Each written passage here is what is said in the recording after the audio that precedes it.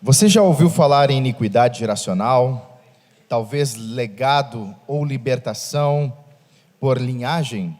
Esses são termos comuns a quem conhece a identidade cultural e familiar, um conceito das áreas de teologia, da libertação, sociologia e antropologia que indica a cultura em que o indivíduo está inserido de forma espiritual.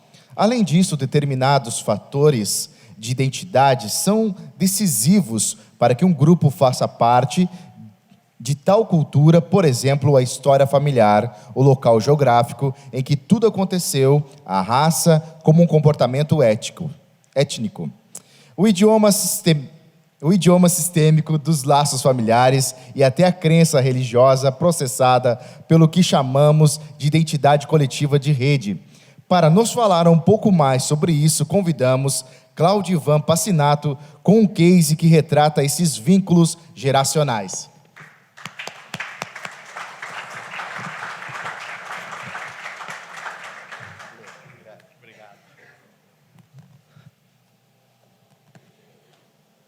O tempo está passando, o tempo passa, o tempo voa e a poupança Bamerindos não continua numa boa, né?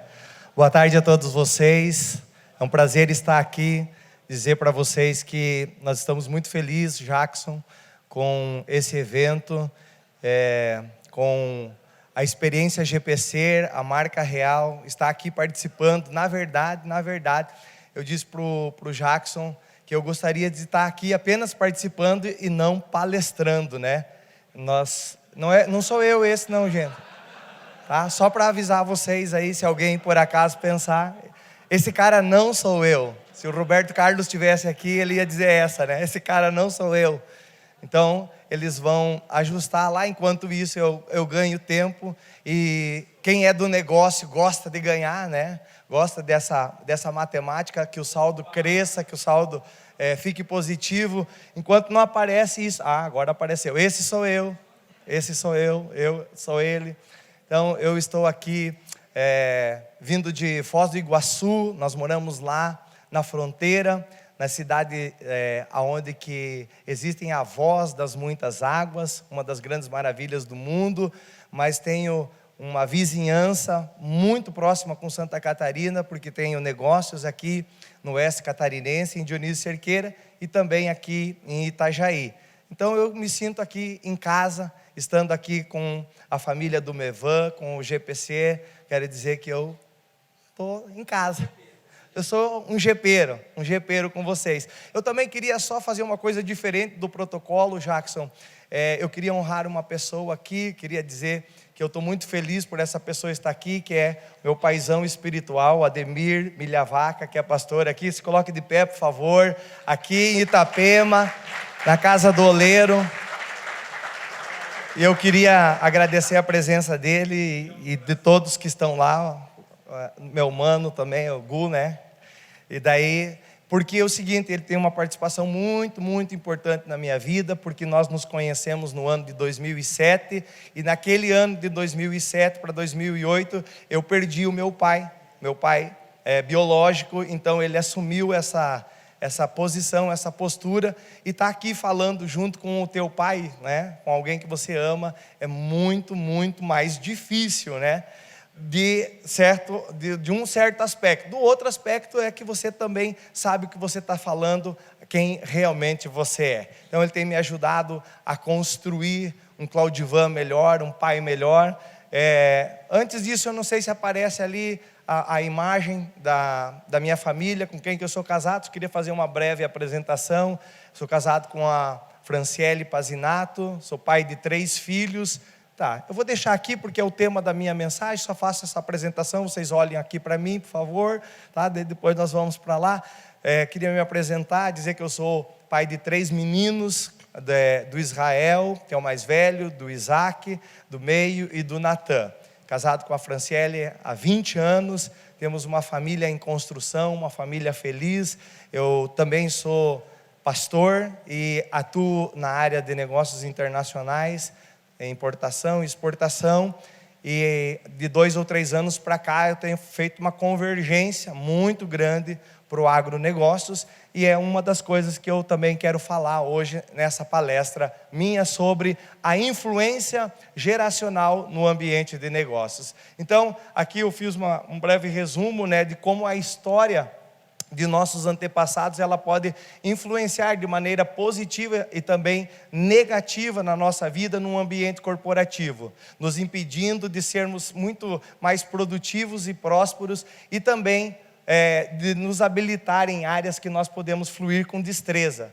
Um destaque especial do que eu vou falar para vocês é um aspecto negativo, porque esse aspecto negativo na minha vida, na história da minha família, é que traz essa minha experiência, esse meu encontro com Deus, e que fizeram que dissabores na minha vida empresarial repercutissem numa coisa que eu não havia entendido, que era o quanto as minhas heranças espirituais me faziam ter uma vida financeira cheia de altos e baixos. Então, assim, quando eu tinha 5 para 6 anos de idade, sou de uma família de origem italiana. Meu pai é filho de um descendente de italiano que chegaram no Brasil e ao Rio Grande do Sul, e depois migraram para o sudoeste do Paraná. Na década de 40, meu nono subiu para o Paraná, porque naquele tempo se dizia no Rio Grande do Sul que no interior do Paraná, naquela região que estava se abrindo, salame dava nas árvores. Era uma expressão que os gringos, que os italianos tinham de dizer que havia prosperidade, que havia crescimento naquela região. Então, na década de 40 e 44, especificamente, meu nono migrou para uma região do sudoeste do Paraná, chegou lá, colonizou aquela região, abriu uma localidade, fundou aquela localidade e começou a trabalhar na terra, na lavoura, né? De família italiana, então todas as gerações que vieram desde a Itália, todas eram famílias, as minhas famílias do lado da minha nona e do meu lado do meu nono, eram tudo famílias que trabalhavam com agricultura, vieram desse berço da agricultura. E aí então chegou lá, começou a empreender, e alguns percalços, alguns anos depois, começaram a acontecer. E na vida dele, naquele tempo tudo muito difícil, ele não conseguiu lidar muito bem com aqueles problemas, acabou adoecendo e acabou falecendo, muito jovem, um homem com 36 anos para 37 anos de idade, deixando 9 filhos, uma mãe, né, com vários filhos no colo, e eles quase que únicos naquela localidade, porque naquele tempo não havia muito povoado, e a terra era muito grande, a área da fazenda era muito grande que ele tinha adquirido, mas a minha nona não conseguiu dar conta do recado. Passaram-se, como alguns dos palestrantes aqui que me antecedeu falou, 5 anos para irem queimando o patrimônio, e com 10 anos não existia mais nada. Então, meu pai regressou ao Rio Grande do Sul, foi trabalhar com os tios e viver trabalhando para os familiares, os parentes. E aí então, ele voltou para o Paraná, casou, teve meu irmão, eu, e aí então, quando eu tinha 18 anos, desde pequeno, eu queria ser um homem de negócios, desde pequeno eu queria empreender as coisas. Quando falava, o que você quer ser quando crescer? Eu dizia bem claro, com 5 para 6 anos de idade, eu me lembro que eu dizia muito claramente, eu quero ser um homem de negócios, ou eu quero ser gerente do Banco do Brasil. Porque, alguém queria ser gerente do Banco do Brasil também? Porque os gerentes do Banco do Brasil, eles ganhavam muito, eles tinham um salarião naquela época, o Collor veio e cortou tudo isso, né? E eles iam para a AABB. A AABB era a associação deles, e lá tinha piscina, e era uau.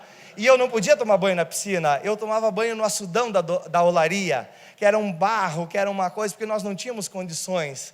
Então eu tinha esse sonho, e eu comecei a empreender muito cedo, comecei vendendo alface com 6 para 7 anos de idade, com 9 anos de idade eu era jornaleiro, entregador de jornal, e com 10 para 11 anos de idade eu já estava num escritório de contabilidade, sendo um auxiliar de contabilidade. Naquele tempo se chamava contínuo, né? Com 10 para 11 anos. Então, comecei muito cedo a querer isso. E aí, depois eu peguei a minha independência e também fiz como a palestrante que me antecedeu, fiz a minha independência. Cheguei para o pai e falei assim: pai, de agora em diante sou responsável pelos meus atos e pelos meus fatos, vamos ao cartório, e me emancipei, pedi a minha emancipação. Então, com 17 anos, eu já vim aqui para Santa Catarina, buscava roupa aqui e levava para a minha cidade, e nós vendíamos lá. Naquele tempo, nós sabíamos trabalhar com a inflação galopante de 20%, 25%, 30%, a gente dava o tombo no dinheiro. Quem é um pouquinho mais jovem, talvez nem pegou esse período, mas ali nos anos 90, 91, 92, 93, e até chegar ao Plano Real, você vai lembrar disso. Então a coisa era galopante, você não sabia trabalhar com uma economia real, você trabalhava naquele sistema. E quando houve a conversão da moeda, e começou então o real, eu fiquei com todos os meus recebíveis na minha carteira de cliente, e a grande parte da minha carteira de cliente eram os meus amigos. E aí a gente tem uma certa dificuldade quando você se relaciona com só amigos, né? E aí então eu experimentei lá aquilo que eu chamo da minha grande crise, que foi uma quebra. Quebrei literalmente, não consegui mais receber, tive que voltar a trabalhar como um empregado.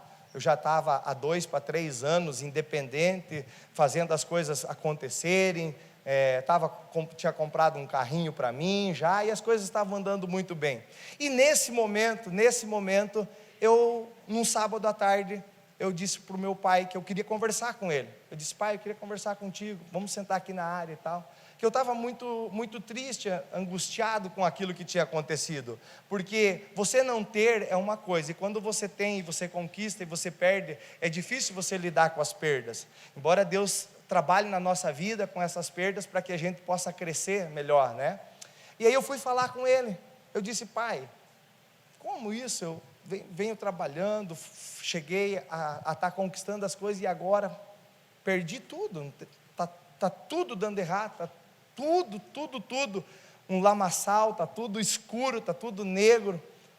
Aí ele sentou, nós éramos muito amigos, e ele falou assim para mim: meu filho, você não fique triste com isso. Ele quis me consolar, ele disse: não fique triste com isso, porque isso faz parte da nossa história de família. Ele disse: olha, o teu avô, o meu pai, veio para cá, tinha muita coisa no Rio Grande do Sul, veio aqui, comprou uma grande propriedade e perdeu tudo. Eu não consegui trabalhar, não consegui ser ninguém. O meu tio, o teu irmão, foi para o Rio Grande do Sul, foi trabalhar numa grande empresa, cresceu, fez carreira, voou e tal, e de repente quebrou. Aconteceu que ele quebrou. Fez 2, 3 anos após ter saído da empresa, um patrimônio milionário. Em 2 ou 3 anos ele havia perdido tudo, quebrado, literalmente. Isso faz parte da história da nossa família. E eu vejo sempre, e ele dizia assim para mim, e eu ouvi sempre meu pai falar com a mãe, conversar, que na história dos parentes anteriores, dos familiares anteriores, também tem essa história na família. Então tudo vai se ajustar, você vai arrumar um emprego e tudo vai se ajustando. Mas aquilo tocou profundamente as minhas emoções, tocou profundamente o meu ser, e eu disse: mas não é possível isso, não é possível isso. E a partir dali, então, passado poucos meses, ou talvez 1 ano depois, nós tivemos um encontro real, um encontro verdadeiro com Cristo, porque nós éramos muito religiosos, éramos de uma família super, hiper tradicional, católica, apostólica, romana, praticante. Eu tinha estudado em colégio de padres, tinha sido seminarista, voltei, estava dando catequese quando tudo isso aconteceu. Então não entendia nada, mas eu ouvi uma palavra: mas buscai primeiro o reino dos céus, a sua justiça, e todas as coisas vos serão acrescentadas. Aquilo gravou profundamente no meu coração, na minha alma, e eu falei: não é possível isso permear a nossa história e a nossa família. E aí então, desde esses 20 anos para cá, eu venho estudando essa questão do ambiente geracional, a influência geracional no ambiente de negócio, e a gente vai entrevistando os amigos e conversando, porque eu amo pessoas, eu amo gente. Eu não sou coaching, eu não dou treinamento, eu não tenho muita mídia social, você não vai encontrar muito isso, mas eu sou aquela pessoa de sentar à mesa com as pessoas e gastar horas conversando sobre família, sobre a história de família. Esse é o meu hobby. Quando me perguntam qual que é o teu hobby, eu falo, é sentar, jantar ou almoçar e conversar com as pessoas e conhecer um pouco da história da vida delas e a história da família delas. Então isso me fascina, isso me move, e eu comecei a perceber que algumas coisas acompanhavam a nossa família, acompanhavam membros da minha família, primos, tios, que queriam empreender e que as coisas estavam desse jeito. Eu falei, isso não é mais possível. E eu queria passar ao próximo slider, que aqui é o seguinte, quando nós, todos nós, os palestrantes aqui, estamos numa convergência, falar sobre identidade, tá?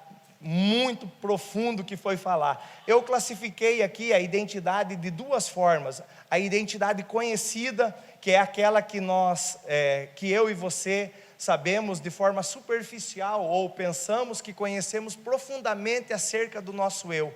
É que muitas vezes a gente não se conhece, não gasta tempo em se relacionar com nós mesmos e conhecer na nossa essência quem realmente nós somos. E a outra tipo de identidade que eu qualifico é aquela identidade revelada, é aquela que por revelação você sabe profundamente quem é e o que você tem que ser. Quem é? Desde os 5 anos de idade eu sabia o que eu queria ser na minha vida. Desde os 5 anos, mas eu tinha dificuldade de entender realmente quem eu era e ocupar o meu lugar, sabe? Para que essas perseguições geracionais não fizessem mais a minha vida, a minha família, os meus filhos, escravo daquilo que aconteceu na história dos meus antepassados, porque nós queríamos romper com isso. E aí, então, quando entra essa questão da identidade, existe um conceito importante para a gente se perguntar e para a gente questionar em nós mesmos. Se você não sabe direito quem você é, uma das coisas mais importantes na identidade é saber quem você não é. Porque aquilo que falou, muitas vezes você quer imitar o comportamento do outro, você quer ser igual ao outro, e você não é. Eu tenho um ditado que nós usamos lá na fazenda, Ademir, que a gente diz, boi preto pasta com boi preto, boi branco pasta com boi branco. Você tem que saber aonde que você flui, você tem que saber o que te motiva, aonde que você se encontra, fazendo o que você faz, te motiva, você flui nisso. Porque o exemplo claro disso é João Batista. João Batista tinha certeza de quem ele não era. Ele disse, eu sou a voz do que clama no deserto. Vieram perguntar para ele quem ele era. Ele disse, quem ele não era a princípio, para depois afirmar quem ele era. Então isso é muito importante nós sabermos disso e também conhecermos um pouco da história dos nossos familiares. Eu gosto muito disso, então eu peguei esse versículo da palavra em Números capítulo 14, que diz, o Senhor é muito paciente e grande em fidelidade, e perdoa a iniquidade e a rebelião, se bem que não deixa o pecado sem punição, e castiga os filhos pela iniquidade dos pais até a 3ª e a 4ª geração. Então, uma ligação intrínseca com a questão da nossa identidade é a nossa filiação, é os nossos pais, é a nossa ascendência. Eu sempre digo que a influência sobre as nossas vidas, muito fortemente, é da nossa ascendência, e aquilo que nós recebemos da nossa ascendência, nós estamos promovendo da nossa descendência, nos nossos. Se nós não temos um histórico bom de família dos nossos antepassados, nós temos a oportunidade de fazer tudo novo, a partir da cruz, a partir do sacrifício. Conhecendo Jesus, nós temos a possibilidade de dar um novo destino para os nossos familiares, mas muitas vezes essa história dos meus familiares, ela tem uma influência direta com a minha vida. Daí também nisso tudo, você de uma forma simples, você pode mapear pontos positivos e negativos em seu grupo familiar, aonde que você vai ver. Quando aconteceu esses últimos 3 anos, para quem é do mercado, quem é importador, distribuidor, sabe que a economia no Brasil está down, está muito difícil. Nós viemos uma época muito boa. Eu brincava que em 2010, 2011, 2012, a gente pensava que ia ficar rico mexendo com esse negócio, né? Por quê? Porque estava muito bom de trabalhar. Tudo que você trazia, vendia. Eu trabalhava a grande maioria dos meus produtos populares. Então, o Nordeste é muito carente de tudo. Imagine, uma família não tinha uma renda definida, passou a ter uma renda, precisava garfo, faca, copo, tudo isso na mesa. Alguém precisa fornecer, o mercado está aí, alguém precisa fornecer, entendeu? Então nós tínhamos um volume de negócio, de importação muito forte, e de 2015 para cá começou a haver uma decadência. Eu estava dizendo para o Lio aqui agora há pouco, que no ano passado a gente tinha trazido mais de 200 containers, o ano retrasado mais de 200 containers, esse ano eu não estou dando nem o dízimo disso, sabe? Por quê? Porque a economia está muito ruim. Mas nesse momento, mapeando a história da minha família, eu fui me lembrar muito claramente que o meu pai dizia para mim.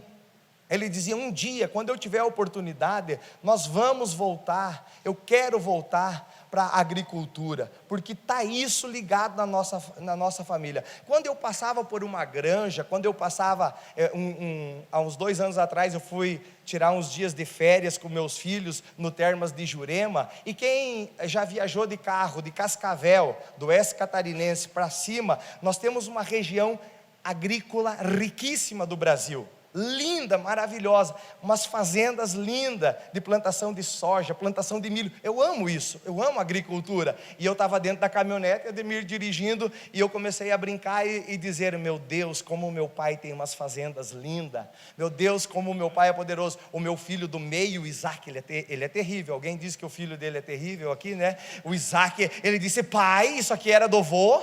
E eu disse: quase assim, meu filho, quase desse jeito, e fiz assim. Aí ele sentou para trás: ah, já sei. Ele sabia que eu estava falando que era de Deus, né? E daí, quando houve, começou a ter essa crise no meu negócio, no nosso negócio, nós começamos a nos perguntar: no que nós vamos fazer? Qual é a área? O que eu vou investir? E aí eu fui pegar no mapeamento da minha família, agricultura, e que eu amava, e eu falei para minha esposa: eu vou começar a orar para Deus preparar para mim comprar uma fazenda. Eu quero uma fazenda grande, eu quero uma fazenda dessa e dessa maneira. E aí então, alguns meses depois, Deus oportunizou um negócio de eu comprar uma fazenda, e eu tenho mexido com isso, tenho ocupado 40%, 50% do meu tempo, fazendo o que os meus antepassados fizeram há 60, 70 anos atrás. Comecei do nada, cheguei numa região, não tinha um pé de árvore caída, não tinha nada. Em 2 anos e meio, quase 3 anos, nós edificamos uma fazenda, efetivamente. Por quê? Por amor, por acreditar nisso. Por quê? Porque eu estava vendo esses aspectos positivos no meu grupo familiar, e vendo que a nossa família trabalha com isso, e sabe trabalhar com isso. E aí eu chamei a equipe técnica e começamos a conversar sobre saturação do solo, sobre aplicação de calcário e tudo mais. Os caras perguntaram: mas escute, você foi agricultor? Não, eu mexo com pecuária lá no Paraná, mas não tem nada a ver com isso. Mas parece que você conhece, é porque está dentro do DNA. Entendeu? Do ponto de vista de caráter, naquilo que nós somos fracos, a gente tem que procurar se fortalecer, né? E do ponto de vista daquilo que nós amamos, naquilo que nós somos fortes, nós temos que nos tornar mais fortes, buscar com mais excelência isso. Então, nessa passagem, disse-lhe Jesus: bem-aventurado és tu, Simão Barjonas. Aqui Jesus está falando diretamente para Simão, de quem ele era filho. Então, saber da nossa família, saber da nossa raiz. Eu convivo também muito com uma comunidade de imigrantes no Brasil, que são os árabes, essa última geração, principalmente de libaneses que têm chegado ao Brasil desde o ano 97, 98, eu convivo muito com eles. E uma das coisas que eles têm uma prática no relacionamento é que, para eles darem crédito para alguém, eles primeiro conhecem o contexto da família dessa pessoa. Eles conhecendo o contexto familiar, eles dão crédito ou eles se relacionam. Às vezes ele diz assim, não, eu não vou vender, eu não vou trabalhar porque essa pessoa, a família dela não é boa.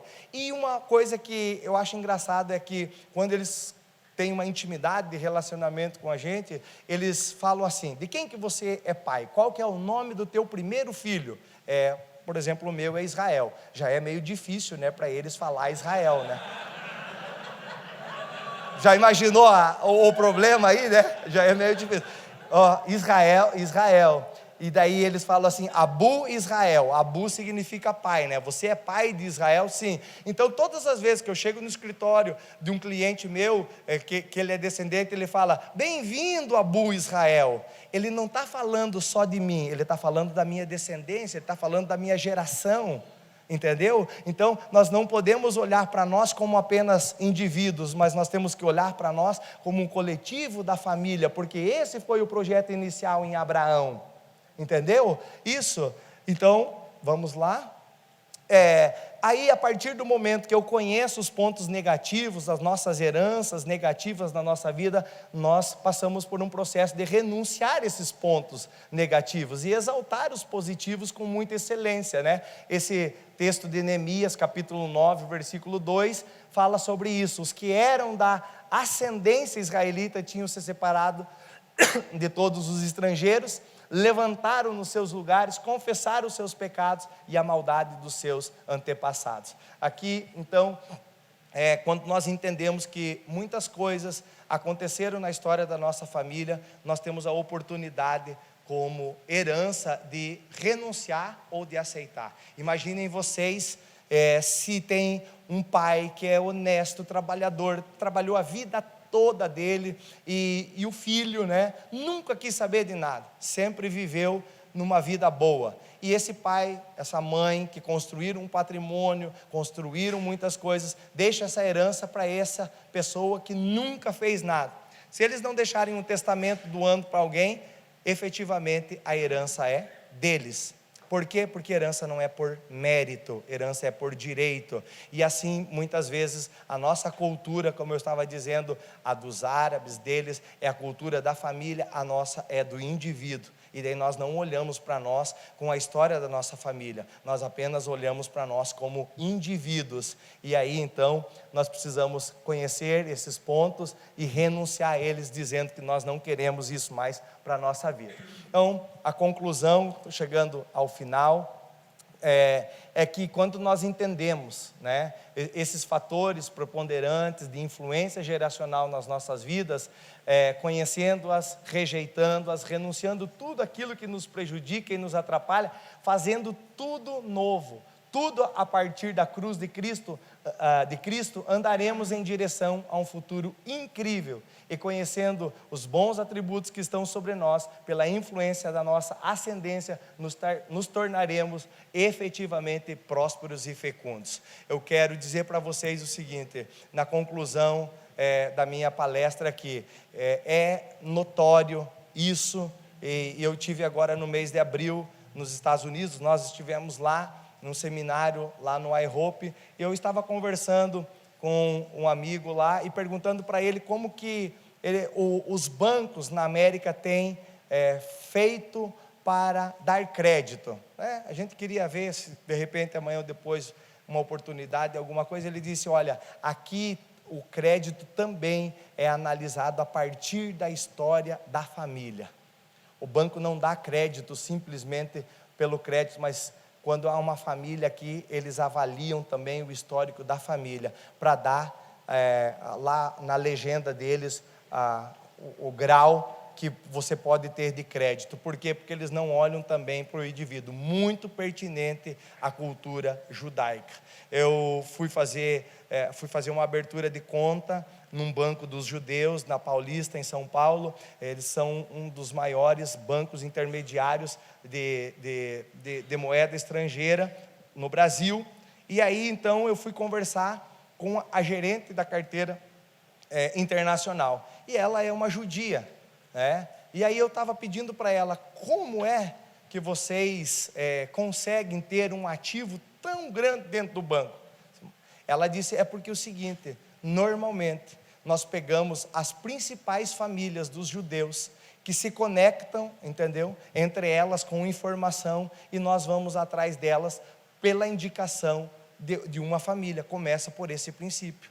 Uma família indica para outra família. E aí nós temos, aqui da América do Sul, toda a nossa comunidade mapeada. Nós sabemos quantas famílias tem e qual é o rendimento deles no Uruguai, os judeus que estão no Uruguai, os judeus que estão no Chile, os judeus que estão na Argentina, os judeus que estão no Brasil e tudo mais. E por essa indicativa de família, nós chegamos a esse resultado. Eu falei, uma das maneiras as quais nós usamos para trazer clientes e para nós fazermos pontos nos nossos negócios. Então, alguma coisa nessa cultura milenar de segredo, eles nos ensinam. Então eu percebo a cada dia que a influência geracional no nosso ambiente de negócio, ela faz toda a diferença, porque nós não somos apenas um indivíduo, nós pertencemos a uma família, e essa família também coloca quem nós somos. Muito obrigado pela atenção, Deus abençoe a todos.